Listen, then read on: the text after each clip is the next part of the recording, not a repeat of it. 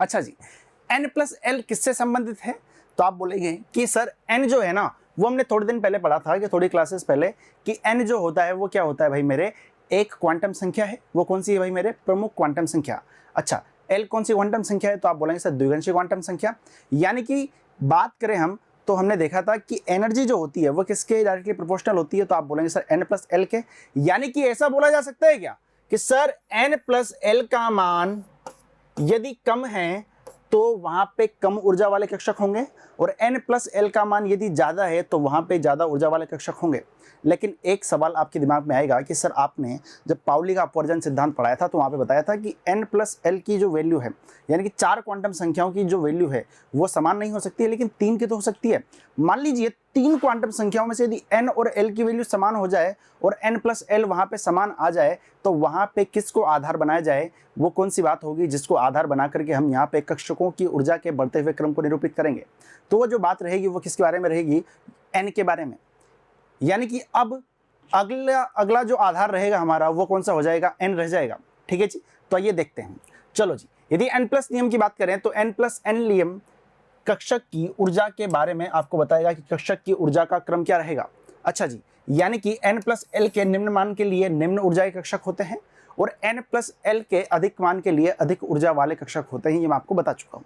ठीक है जी, यदि दो कक्षक की n प्लस एल का मान समान हो जाता है तो अब हम क्या करेंगे? अब हम n के मान को आधार बनाएंगे किसके लिए? ऊर्जा के क्रम के लिए।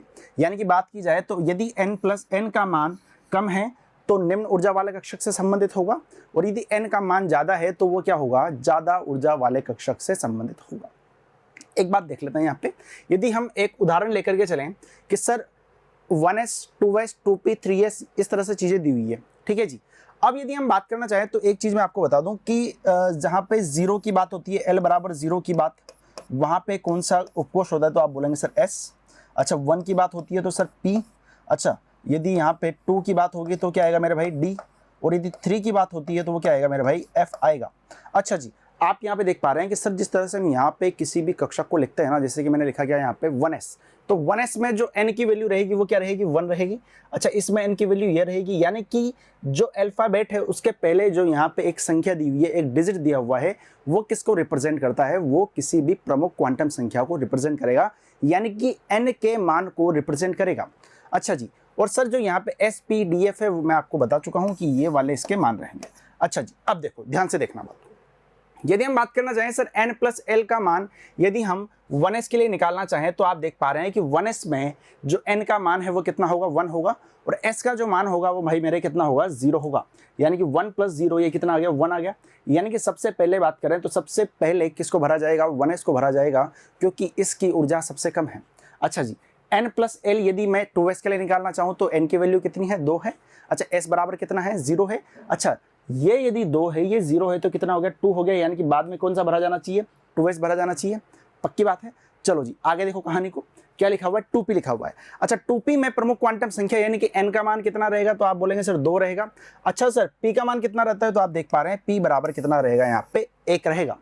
तो आप देखेंगे यहाँ पे कि सर 2 + 1 तो यहाँ पे बराबर कितना आ गया? 3 आ गया।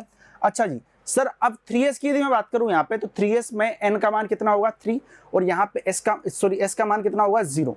तो सर ये भी 3 आ गया। तो अब यहाँ पे थोड़ी सी समस्या हमारे लिए उत्पन्न हो गई कि सर पहले 2p को भरा जाए या पहले 3s को भरा जाए।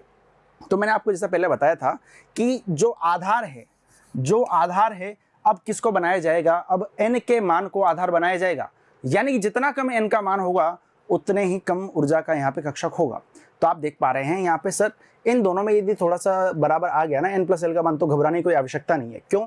आप देख लीजिए यहाँ पे n का मान कितना है, तो आप बोलेंगे सर 2। यहाँ पे कितना है सर? यहाँ पे 3 है। तो सर कम n जो है ना वो किसका है? तो आप बोलेंगे सर 2s का है, तो हम किसे भरेंगे? सॉरी 2p का है, तो हम किसे भरेंगे? यहाँ पे 2p को भर देंगे। ठीक है जी, उसके बाद में किसको भरा जाएगा? 3s को भरा जाएगा। चलो जी, कहानी को बढ़ाएं आगे। अगला देख पा रहे हैं यहाँ पे 3p। सर 3p में n का मान कितना रहेगा? तो आपको पता है 3p में जो 3 रहता है, जो 3 डिजिट रहता है, वो किसको रिप्रेजेंट करेगा? वो प्रमुख क्वांटम संख्या को रिप्रेजेंट करेगा। ठीक है जी, यानी कि n का मान कितना हो जाएगा? वहां पे 3 हो जाएगा। अच्छा जी, सर 3 हो गया। अच्छा, s की यदि हम बात करें तो s बराबर तो आपका 0 ही रहने वाला है, जैसा कि मैंने इधर पूरा का पूरा लिख दिया है। ठीक है जी, तो ये कितना आएगा? सॉरी 3s का तो हमने इसका तो हमने कर ही लिया था, इसकी बात कर रहे हैं पी की। पी का कितना हो जाएगा 1, तो ये कितना आ जाएगा यहाँ पे सर 4 आ जाएगा। ठीक है जी। सर 3D की हम बात करें तो 3D में सर प्रमुख क्वांटम संख्या 3 रहेगी। अच्छा, डी का मान 2 रहेगा और ये कितना आ गया 5 आ गया। चलो जी आगे हम बढ़े यहाँ पे सर 4s। 4s में हम देख पा रहे हैं कि प्रमुख क्वांटम संख्या 4 और s बराबर 0 और ये कितना आ गया 4। अब सर यहाँ पे थोड़ी सी बात कंफ्यूज में आ गई, क्या कि सर n+l का जो मान है ना वो 3p में और 4s में क्या आ गया समान आ गया, तो घबराने की कोई आवश्यकता है क्या? बिल्कुल भी नहीं है। आप अब आधार किसको बनाएंगे? अब आप आधार n के मान को बनाएंगे। आप देख पा रहे हैं कि n का जो मान है 4s और 3p में से 3p में कम है, तो आप पहले किसको भरेंगे? आप 3p को भरेंगे, फिर उसके बाद में आप 4s को भरेंगे, फिर उसके बाद में कहानी को थोड़ा सा और आगे बढ़ाते हुए फिर आगे के कक्षकों के बारे में जानकारी लीजिए, वहाँ पे n+l का मान क्या आ रहा है। तो आप देखते हैं कि यहाँ पे कितना आया 5, यहाँ पे कितना आया 5 और यहाँ पे आया 6। अब 3 बातें और आ गई, कहाँ पे कि सर यहाँ भी 5 है और यहाँ भी 5 है, 3 जगह पे 5 आ गया। तो आप देखिए सबसे पहले कि n का मान किसके लिए कम है, तो आप देखेंगे कि सर इसके लिए कम है, फिर उससे ज़्यादा इसके लिए है, फिर उसके ज़्यादा इसके लिए। यानी कि पहले 3D भरा जाएगा, फिर 4p भरा जाएगा, फिर 5s भरा जाएगा और सबसे अंतिम हम बात करें तो वो कौन सा भरा जाएगा? 4D भरा जाएगा, क्योंकि उसकी ऊर्जा का मान इन सब से जो ये यहाँ पे लिखे हुए कक्षक इनसे ज़्यादा रहेगा। क्या इतनी बात आती है क्या समझ में? पक्की बात है। तो जो हम ऊर्जा का क्रम निकालते हैं वो किस प्रकार से निकालते हैं? n+l के मान के आधार पे। तो आपको फिर से एक बार रिवाइज करा दूं कि n+l रूल क्या होता है, एक बार फिर से जुड़ जाइए मेरे साथ में।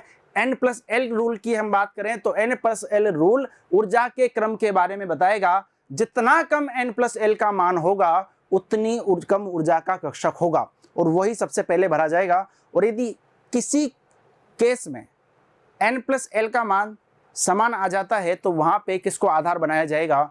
अब जो आधार बनाया जाएगा वो किसको बनाया जाएगा मेरे भाई? n के मान को आधार बनाया जाएगा। n का मान जितना कम कक्षक की ऊर्जा का मान भी उतना ही कम होगा। पक्की बात है, आई बात समझ में? तो ये सब था किसके बारे में? n+l नियम के बारे में। अगली हम बात करेंगे किसी और सिद्धांत के बारे में, कोई और सिद्धांत जिसको इलेक्ट्रॉनिक विन्यास को लिखने में थोड़ी सी आसानी रहेगी। ठीक है जी। अब हम जो क्रम बढ़ा रहे हैं आगे वो सीधा का सीधा हमारा टारगेट क्या रहेगा? इलेक्ट्रॉनिक विन्यास लिखना। इलेक्ट्रॉनिक विन्यास लिखने के बाद में हम समझ जाएंगे कि वर्ग और आवृत्त में हम उनको किस तरह से डिवाइड कर सकते हैं और किस तरह से परमाणुओं की पहचान की जा सकती है। तो जुड़े रहिए मिशन ज्ञान के साथ में। धन्यवाद।